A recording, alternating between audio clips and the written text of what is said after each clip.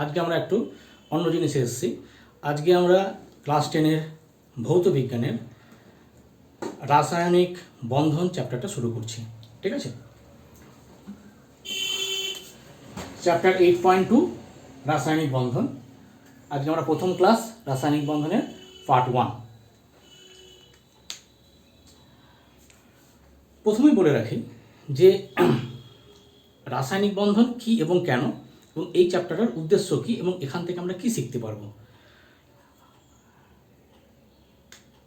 আমাদের যে ভৌত বিজ্ঞানটা এখানে দুটো পার্টে আছে, একটা হচ্ছে ভৌত এবং ফিজিক্স এবং কেমিস্ট্রি। এটা মূলত কেমিস্ট্রি পার্টের মধ্যে পড়ছে, রসায়নবিদ্যার মধ্যে এই পার্টটা পড়ছে। আমরা রাসায়নিক বন্ধন কেন পড়ব এটা যদি প্রথমে বলি, তার আগে আমাদের কয়েকটা তথ্য জানা উচিত। সেই তথ্য হচ্ছে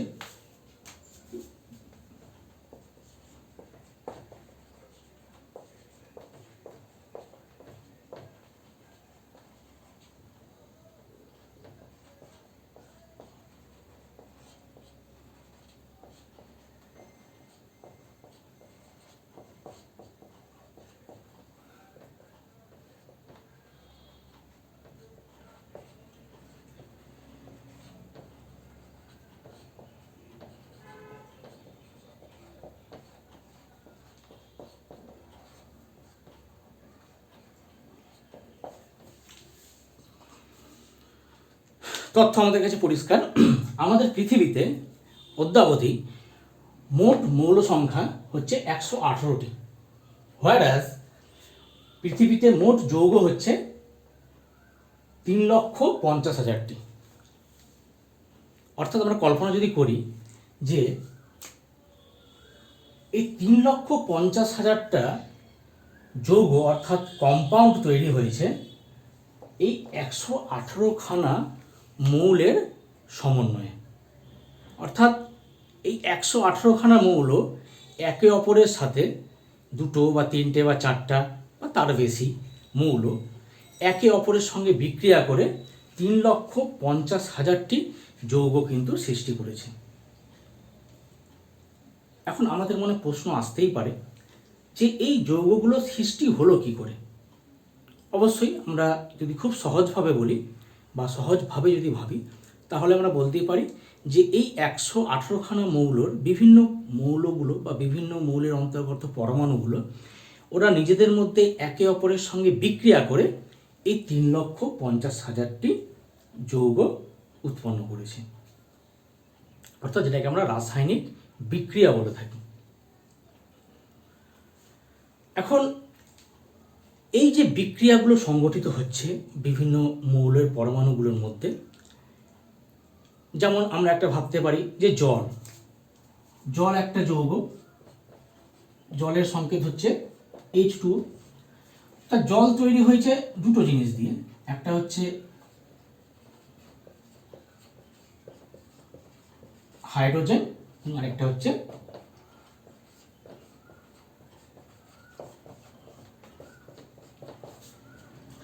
এই হাইড্রোজেন এবং অক্সিজেনের সমন্বয়ে জল তৈরি হয়েছে, এটা আমরা প্রত্যেকেই জানি। আমরা এই রাসায়নিক বন্ধন চ্যাপ্টারে যেটা দেখব যে এই হাইড্রোজেন এবং অক্সিজেন কিভাবে একে অপরের সঙ্গে যুক্ত হলো, একে অপরের সঙ্গে ওরা কিভাবে যুক্ত হয়ে যৌগ গঠন করলো। এদের যে অভ্যন্তরীণ যে রসায়ন, যে কেমিস্ট্রি, সেটাই মূলত আজকে আমরা অনুধাবন করার চেষ্টা করব। খুব ইন্টারেস্টিং চ্যাপ্টার, আমরা শুরু করছি।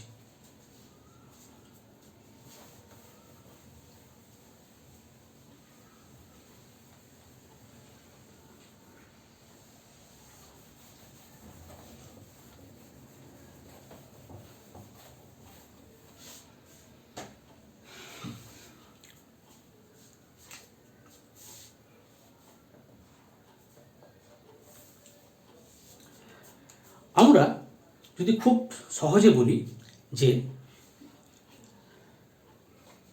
দুটো পরমাণু বা দুটো মৌল একে অপরের সঙ্গে যখন যুক্ত হয়,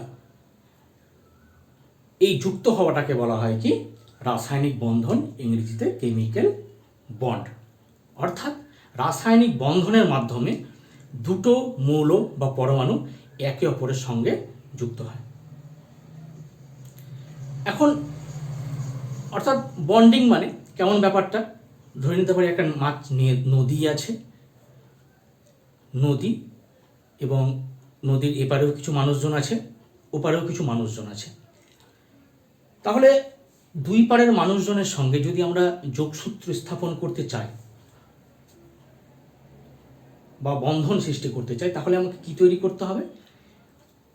ওই নদীর মধ্যে একটা সেতু বা ব্রিজ স্থাপন করতে হবে, তৈরি করতে হবে। অর্থাৎ ব্রিজ যদি স্থাপন না করি তাহলে দুই পাড়ের মানুষজনের সাথে আমরা কিন্তু যোগসূত্র বা স্থাপন করতে পারবো না। অর্থাৎ এই যে ব্রিজ, এই ব্রিজটা হচ্ছে দুই পাড়ের মানুষদের মধ্যে যোগসূত্রকারী একটা মাধ্যম, অর্থাৎ একটা বন্ডিং। তো ঠিক এখানেও এই যে 118খানা মৌল আছে বা পরমাণু আছে, সেই পরমাণুগুলো একে অপরের সঙ্গে একটা বন্ধনের মাধ্যমে ওরা কিন্তু যৌগগুলো সৃষ্টি করে। সেই বন্ধনটাকে আমরা বলি রাসায়নিক বন্ধন বা কেমিক্যাল বন্ডিং। এখন আমি একটু আগেই বললাম যে পৃথিবীতে 3,50,000খানা যৌগ আছে। এবার এই সমস্ত যৌগের গঠন প্রকৃতিগুলো অনুধাবন করলে দেখা যায় যে এই যৌগগুলোর মধ্যে এই 3 রকমের ব্রিজ বা বন্ডিং বা সেতু কিন্তু আছে। একটা হচ্ছে রাসায়নিক বন্ধন বা আমরা যেটাকে বলি, একটা বলছি তড়িৎযোজী বা আয়নীয় বন্ধন, ইংরেজিতে আয়নিক বন্ড। একটা হচ্ছে সমযোজী বা কোভ্যালেন্ট বন্ড, একটা হচ্ছে অসমযোজী বন্ধন। তো অসমযোজী বন্ধনটা এটা আমাদের এই চ্যাপ্টারের অন্তর্গত না। আমরা যখন হায়ার স্টাডিতে যাব 11-12 তখন সেগুলো আমাদের এখানে আছে। তো আমাদেরকে এখানে যেটা করব, মূলত সমযোজী বন্ধন এবং তড়িৎযোজী বন্ধন, এই দুটো বন্ধন নিয়ে আমাদের আজকে আলোচনা করব। তাহলে আমরা প্রথমেই চলে আসি। তাহলে রাসায়নিক বন্ধন মূলত হচ্ছে দুই রকমের রাসায়নিক বন্ধন আমরা দেখতে পাই। একটা হচ্ছে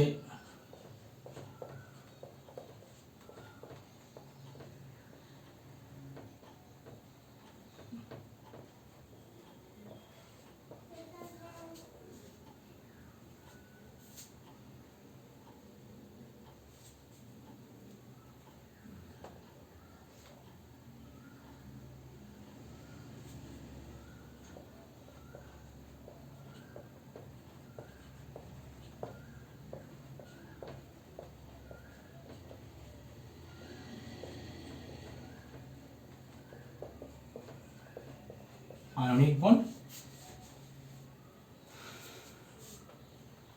একটা হচ্ছে সমযোজী বা কোভ্যালেন্ট বন্ড। ক্লিয়ার? আজকে আমাদের আলোচ্য বিষয় শুধুমাত্র তড়িৎযোজী বা আয়নীয় বন্ধন নিয়ে। এই বন্ধনগুলো ভালো করে স্টাডি করতে গেলে বা বুঝতে গেলে আমাদেরকে একটু অণু পরমাণুর ভেতরের গঠনগুলোকে একটু দেখতে হবে।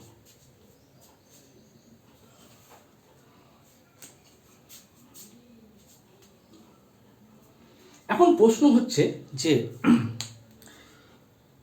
এই যে দুই বা ততোধিক পরমাণু, এরা যে একে অপরের সঙ্গে বন্ডিং তৈরি করে, বন্ধন সৃষ্টি করে, তার একটা বেসিক কারণ আছে। সেই বেসিক কারণটা আমাদেরকে বুঝতে হবে। কেন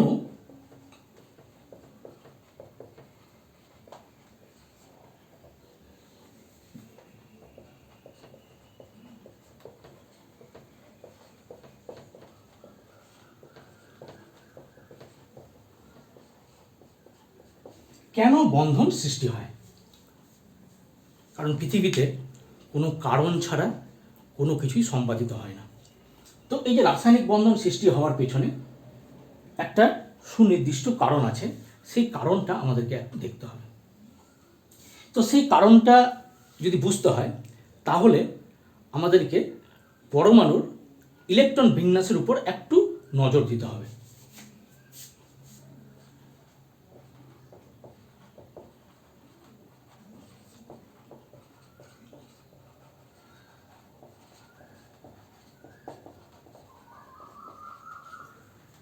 পরমাণুর ইলেকট্রন বিন্যাস।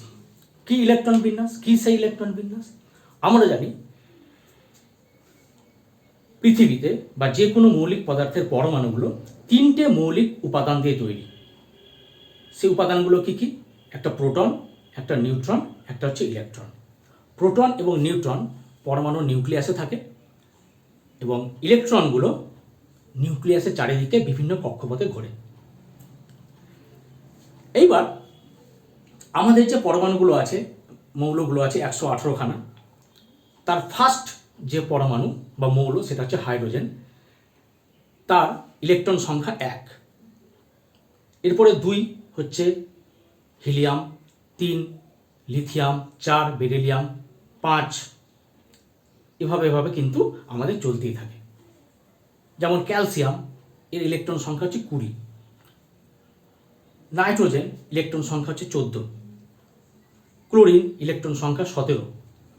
সোডিয়াম একটা পরমাণু বা মৌলিক পদার্থ, তার ইলেকট্রন সংখ্যা হচ্ছে 11। তো এরকম 118খানা মৌলের এক হচ্ছে হাইড্রোজেন থেকে শুরু, এবং 118খানা যে মৌল আছে তার ইলেকট্রন সংখ্যা কিন্তু 118। এইবার এই যে ইলেকট্রনগুলো নিউক্লিয়াসের চারিদিকে ঘোরে, আমরা এর আগেও পড়েছি যে এরা কিন্তু একটা নির্দিষ্ট কক্ষপথে ঘোরাঘুরি করে। এখন এই ইলেকট্রন, এবার এই যে কক্ষপথগুলো, এই কক্ষপথগুলোর নাম আছে। প্রথম কক্ষপথ হয় কে, তারপরে এল, তারপরে এম, এন, ও, পি, এরকম একটা পরমাণুর মধ্যে সর্বাধিক 7খানা কিন্তু কক্ষপথ থাকতে পারে। এবার এই ইলেকট্রনগুলো প্রথম কক্ষপথে 2টো করে ইলেকট্রন ঘরে, এগুলো আমরা পড়েছি এর আগে।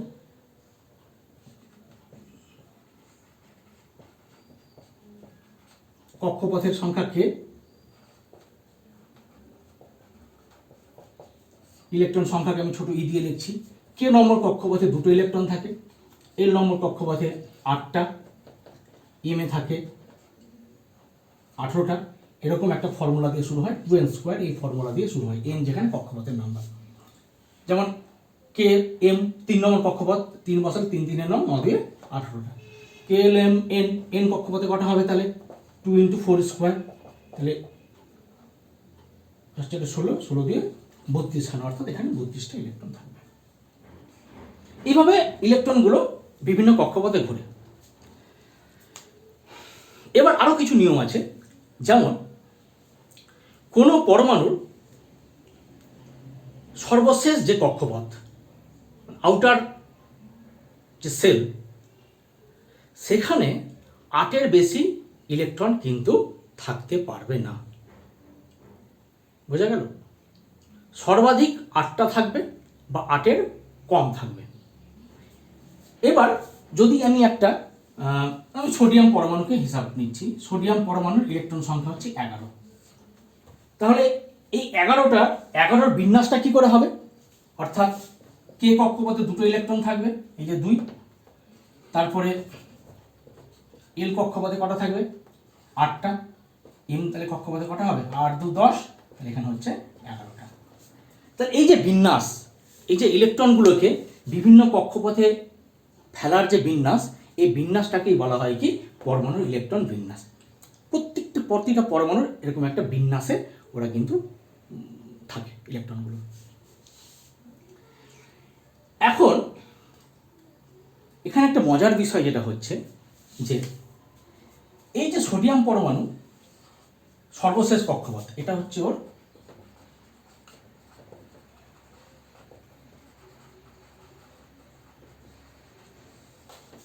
সর্বশেষ কক্ষপথ। প্রত্যেকটা পরমাণু চায় যে তার সর্বশেষ কক্ষপথে 8টে ইলেকট্রন করার, অর্থাৎ তাদের একটা চেষ্টা থাকে যে না, আমার সর্বশেষ কক্ষপথে যাতে 8টা করে ইলেকট্রন থাকে। ব্যতিক্রম হিলিয়াম, হিলিয়ামের সর্বশেষ কক্ষপথে 2টো ইলেকট্রন থাকবে। অর্থাৎ এই যে পরমাণুগুলো, এর একটা রুল বা নিয়ম মেনে চলে। একটা হচ্ছে দ্বৈত রুল, ডুপ্লেট রুল, আর একটা হচ্ছে অষ্টক রুল, অষ্টক সূত্র বা অক্টেট রুল।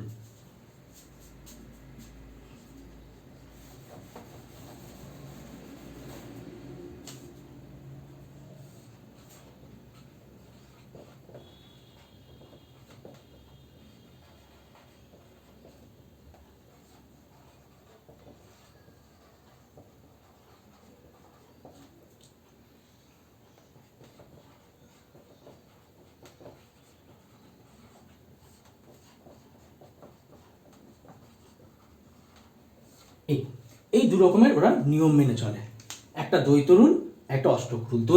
দ্বৈত রুলের অর্থ কি? দ্বৈত রুল মানে কি? দ্বৈত রুলের মানে হচ্ছে যে এই সর্বশেষ কক্ষপথে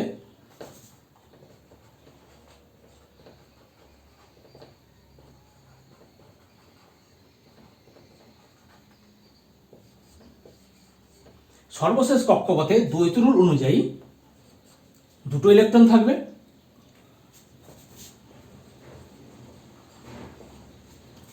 আর অষ্টক রুল বা অক্টেট রুল অনুযায়ী 8খানা ইলেকট্রন থাকবে।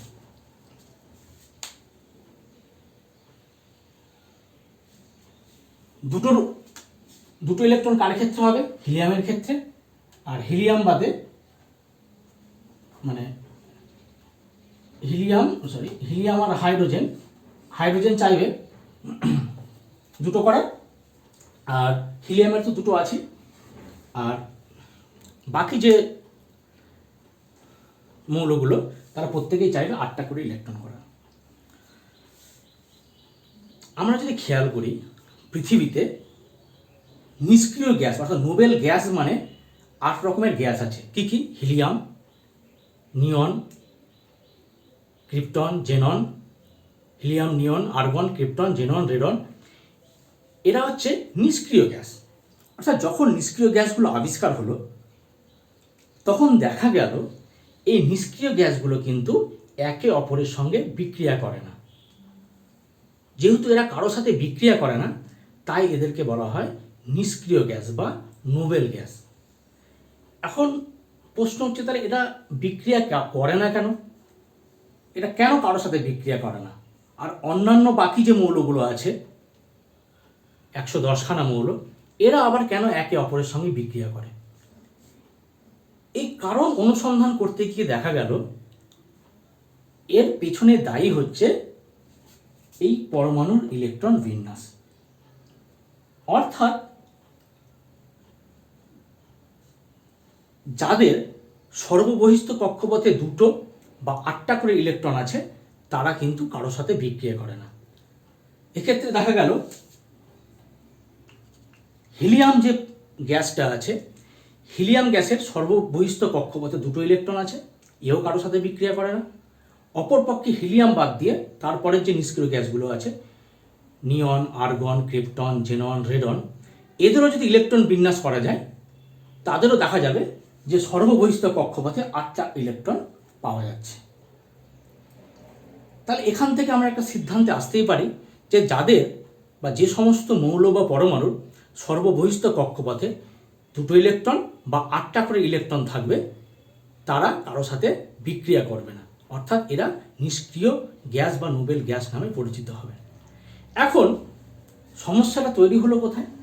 যে বাকি যে 110খানা মৌল থাকলো প্রত্যেকেই চাইতে লাগলো যে আমরাও সর্ববহিস্থ কক্ষপথে 8টা বা 2টো করে ইলেকট্রন তৈরি করব। কেন চাইছে? কারণ যারা নিষ্ক্রিয় গ্যাস ওরা হচ্ছে খুব স্টেবল গ্যাস, কারণ পৃথিবীতে সবাই চায় নিষ্ক্রিয়ভাবে থাকার, অর্থাৎ স্টেবল কন্ডিশনে থাকার। তো এই মৌলগুলো যখন দেখা যাচ্ছে যে ওদের সর্ববহিস্থ কক্ষপথে কারো দেখা যাচ্ছে সর্ববহিস্থ কক্ষপথে 7টা আছে, কারো 6টা আছে, কারো 3টে আছে, কারো 1টা আছে, অর্থাৎ প্রত্যেকেরই 8-এর কিন্তু কম আছে। তো তখন সেই গ্যাসগুলো বা সেই মৌলগুলো প্রত্যেকেই চাইছে যে আমার সর্ববহিস্থ কক্ষপথে 8টে করে ইলেকট্রন হোক। এখন এই 8টে করে ইলেকট্রন বা এটাকে বলে অক্টেট রুল পূর্তি, এটাকে বলা হয় অক্টেট রুল পূর্তি। অর্থাৎ অষ্টক সূত্র মানে সর্ববহিস্থ কক্ষপথে 8টা ইলেকট্রন, আর দ্বৈত সূত্র মানে সর্ববহিস্থ কক্ষপথে 2টো ইলেকট্রন। অর্থাৎ এই অষ্টক সূত্র এবং দ্বৈত সূত্র পূর্তির চেষ্টায় সমস্ত মৌলিক পদার্থগুলো বা মৌলগুলো কিন্তু ঝাঁপিয়ে পড়ল। এবার এগুলো করতে গিয়ে দেখা যাচ্ছে যে যাদের অতিরিক্ত ইলেকট্রন আছে, অর্থাৎ 8-এর বেশি থাকছে, তাদের কাছ থেকে ইলেকট্রন নিচ্ছে, অর্থাৎ তারা ইলেকট্রন দিয়ে দিচ্ছে।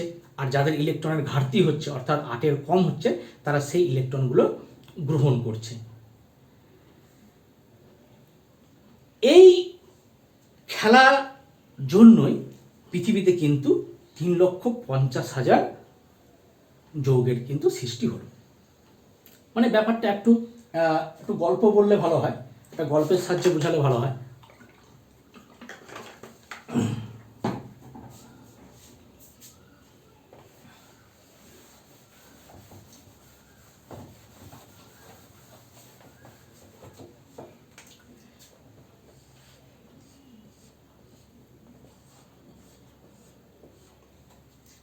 দুজন বন্ধু,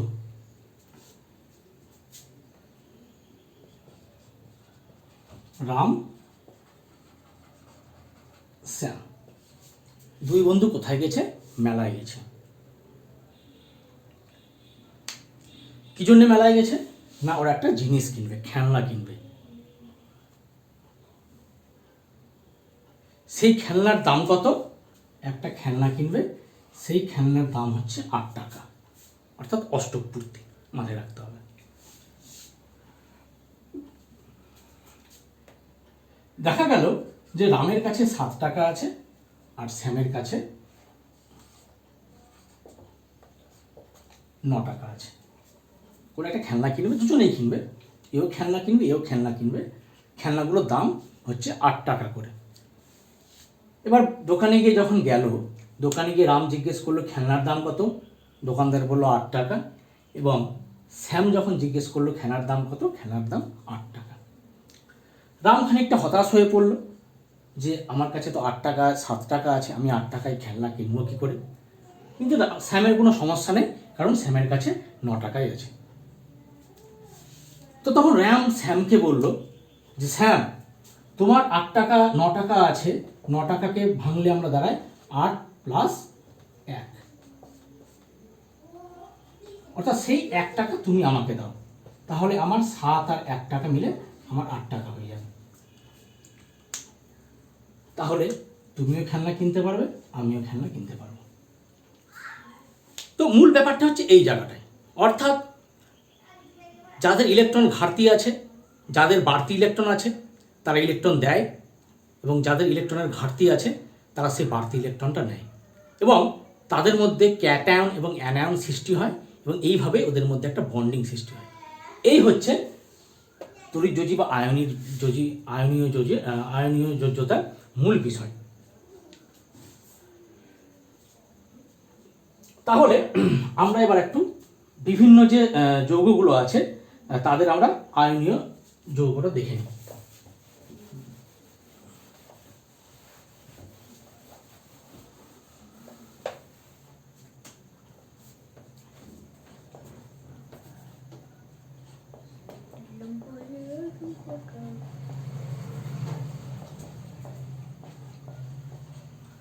এখন মনে ধারণা আসতেই পারে যে তড়িৎযোজী বা আয়নিক বন্ডের সাহায্যে যারা যৌগ গঠন করে তারা কারা কারা।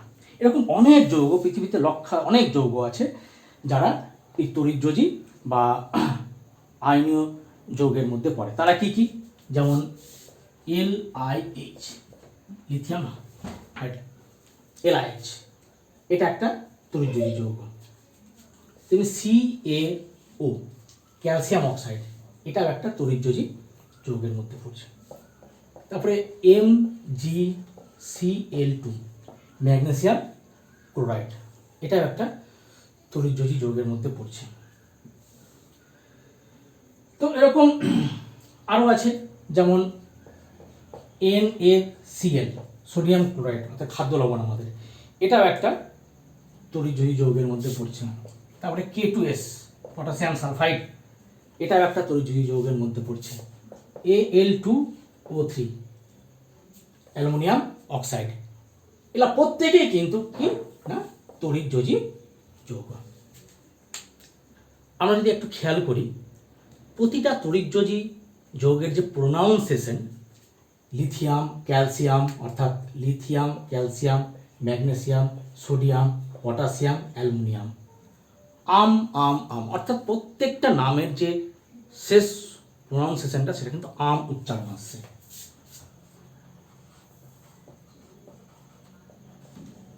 আম, এটা বোঝার সুবিধার্থে, মনে রাখার সুবিধার্থে, আম প্রোনাউন্সিয়েশন যুক্ত বেশিরভাগ যৌগগুলোই কিন্তু কি হবে, তড়িৎযোজী যৌগের অন্তর্গত হবে। এবং এখানে যদি আরেকটু খেয়াল করি, প্রতিটা তড়িৎযোজী যৌগের, এই যে বলি লিথিয়াম বা ক্যালসিয়াম, ভাগ করি, লিথিয়াম হোক বা ক্যালসিয়াম হোক বা ম্যাগনেসিয়াম হোক, সোডিয়াম, পটাশিয়াম বা অ্যালুমিনিয়াম, এরা কিন্তু প্রত্যেকেই ধাতুর মধ্যে পড়ে। আমরা জানি 3 রকম হয়, ধাতু, অধাতু, ধাতুকল্প পদার্থকে ভাগ করা হয়েছে, এরা প্রত্যেকেই ধাতুর মধ্যে কিন্তু পড়ে। আর তারপরের গুলোকে যদি খেয়াল করি, হাইড্রোজেন, অক্সিজেন, হাইড্রোজেন বলি, অক্সিজেন, Cl মানে ক্লোরিন, এখানে ক্লোরিন আছে, সালফার বা অক্সিজেন লিখেছি, এরা প্রত্যেকেই কিন্তু কি অধাতু। তার মানে এখান থেকে আমরা বলতেই পারি যে ধাতু প্লাস অধাতু সমন্বয়ে সৃষ্টি হয়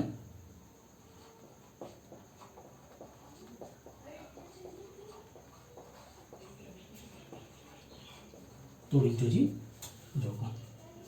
পরিষ্কার? অর্থাৎ তড়িৎযোজী যৌগের মধ্যে প্রথম মৌলটা হবে বা পরমাণুটা হবে ধাতু, এবং পরেরটা হবে, দ্বিতীয়টা হবে অবশ্যই অধাতু, এটা হতেই হবে। অর্থাৎ ধাতু এবং অধাতু সমন্বয়ে তৈরি হয় তড়িৎযোজী যৌগ। আর এই তড়িৎযোজী যৌগগুলোর মধ্যে যে বন্ধনটা পাই বা যে সেতুটা পাই, ওই যে বলেছিলাম 2 প্রান্তের মধ্যে ব্রিজ, যে সেতুটা হয়, সেই সেতুটাকেই আমি বলবো কি তড়িৎযোজী বন্ধন। ক্লিয়ার? অর্থাৎ তড়িৎযোজী যৌগের মধ্যে অবস্থিত বন্ধনকে বলবো আমরা তড়িৎযোজী বন্ধন। ক্লিয়ার? এবার আমরা দেখে নিই মূল বিষয়, যে এই যৌগগুলো সৃষ্টি হয় কি করে, এদের মধ্যে পরমাণুর আদান প্রদানটা হয় কি করে। ওই যে গল্পটা বলেছিলাম, 2 বন্ধুর 1 টাকার আদান প্রদান হয়েছিল, তো এখানে তো টাকার আদান প্রদান হবে না, এখানে হবে আমাদের ইলেকট্রনের আদান প্রদান। সেই ইলেকট্রনের আদান প্রদানটা কীরকম হয় সেটা আমরা একটু দেখে নিই। আমরা এখানে মূলত 3টে জিনিস নিয়ে আলোচনা করব। একটা হবে লিথিয়াম, এর আলোচনা করব, একটা পড়বো আমরা ক্যালসিয়ামে, আর একটা ম্যাগনেসিয়াম ক্লোরাইডের। আমরা 3টে নিয়ে আলোচনা করব।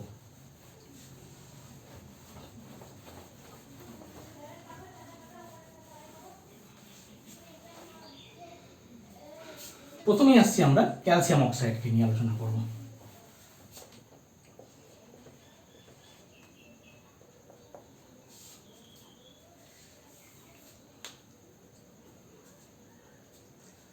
এদের রাসায়নিক বন্ধনটা কীভাবে তৈরি হয়, এদের মধ্যে আভ্যন্তরীণ গঠনটা কীরকম, সেটা জানতে গেলে প্রথমে বলেছি যে এদের ইলেকট্রন বিন্যাসগুলো অবশ্যই জানতে হবে। তাহলে আমরা প্রথমেই ক্যালসিয়াম অক্সাইড, এই যৌগ, এটার নাম হচ্ছে কি ক্যালসিয়াম অক্সাইড।